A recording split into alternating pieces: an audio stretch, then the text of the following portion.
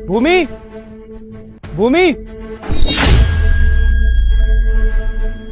देखो देखो महारानी को कैसे सोई पड़ी है और वहां पे घर में रिश्तेदार खाने के लिए बैठे हुए हैं। कशिश ने ना इसको बहुत सर पे चढ़ा रखा है, लापरवाह बना रखा है, पर मैं ना ऐसा होने ही दूंगा।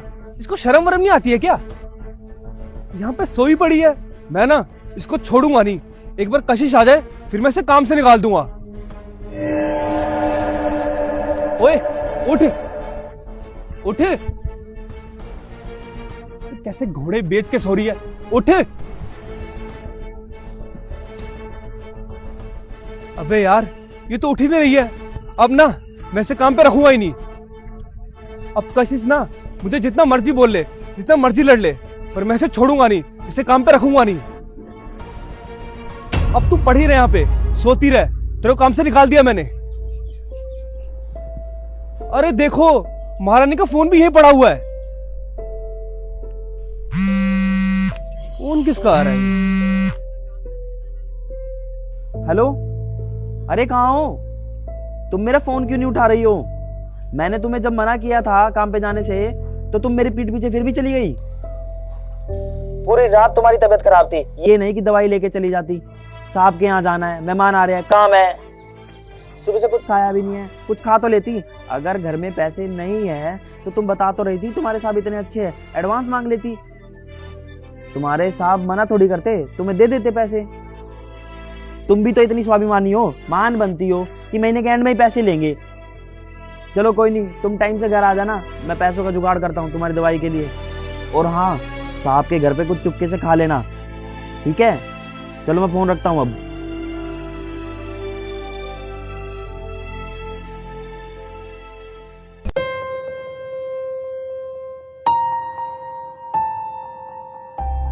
अरे यार ये तो बहुत गर्म हो रही है, इसकी तो बहुत तेज बुखार है, पर अब मैं क्या करूं? हाँ ये ठीक रहेगा।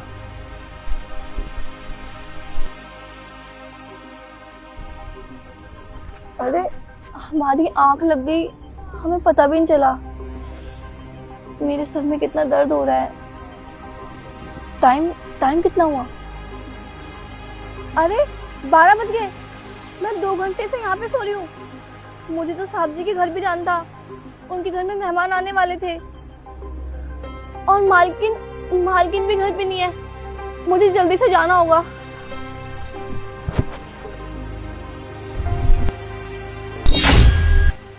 साहब जी, मैं आपके पास आने वाली थी। मुझे पता है आज मेम साहब भी घर पे नहीं है और घर पे मेहमान भी आने वाले हैं। आज बहुत सारा काम है। वो क्या है ना, मेरी आंख लग गई थी। आप चलिए, हम सारा काम जल्दी जल्दी कर देंगे। नहीं, अब तुम्हें काम करने की कोई जरूरत नहीं है। क्यों, क्या हुआ साहब जी? आप हमें काम से निकाल रहे हैं? नहीं नहीं साहब जी, हम आपके पैर अरे नहीं नहीं, ये सब करने की कोई जरूरत नहीं है। शायद तुम मुझे गलत समझ रही हो। ये कुछ पैसे हैं और ये खाने का, और इसमें कुछ दवाइयाँ हैं, ये मैं तुम्हारे लिए लेके आया हूँ।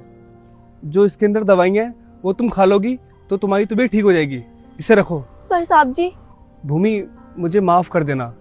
कशिश ना तुम्हारे बारे में बहुत सोचती है, वो तुम्हें छोटी बहन मानती है, और मैंने कभी तुमसे सीधे मुंह बात तक नहीं करी, जबकि तुम इतने सालों से हमारे यहाँ काम कर रही हो। मुझे माफ कर देना, मैंने तुम्हें बहुत गलत समझा, और आज से तुम मेरी छोटी बहन जैसी हो। और ये दवाइयाँ, पैसे, ये अपने बड़े भाई की तरफ से एक तोहफा समझो।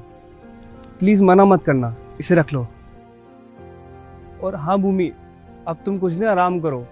तुम्हें आने की कोई जरूरत नहीं है काम पे, तुम बस आराम करो, और तुम्हारे पैसे भी नहीं कटेंगे। तबीयत ठीक हो जाए तब काम पे आना, क्योंकि सबसे पहले तबीयत होती है। तबीयत ठीक होगी तभी तो तुम काम कर पाओगी। और ये जो कुछ पैसे दिए हैं, इससे फल फ्रूट ले लेना, जूस पी लेना, और घर का खर्चा चला लेना। नहीं नहीं साहब जी, बस मैं ये पैसे नहीं ले सकती। अगर मैं ये पैसे ले लूंगी तो ये मेरी तनख्वाह से कम हो जाएंगे और मुझे बहुत दिक्कत भी होगी। भूमि, मैंने कहा तुमसे, ये मैं तुम्हारी सैलरी से काटूंगा, ये मैं अपनी तरफ से दे रहा हूँ। तुम मेरी छोटी बहन हो, ये छोटी बहन को एक प्यारा सा तोहफा। पर साहब जी। अरे रख लो, और किसी भी चीज की जरूरत हो, कुछ पैसे चाहिए हो या कुछ खाने का चाहिए हो, तो बेझिझक मुझे बता देना। ठीक है साहब जी, आपका बहुत बहुत धन्यवाद। आप ना बहुत अच्छे इंसान हैं।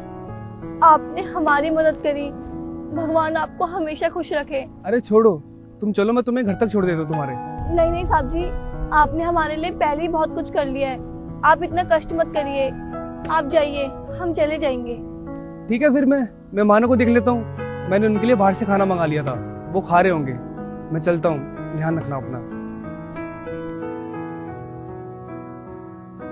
साहब जी ना हमारे बहुत अच्छे हैं। भगवान साहब जी को हमेशा खुश रखे।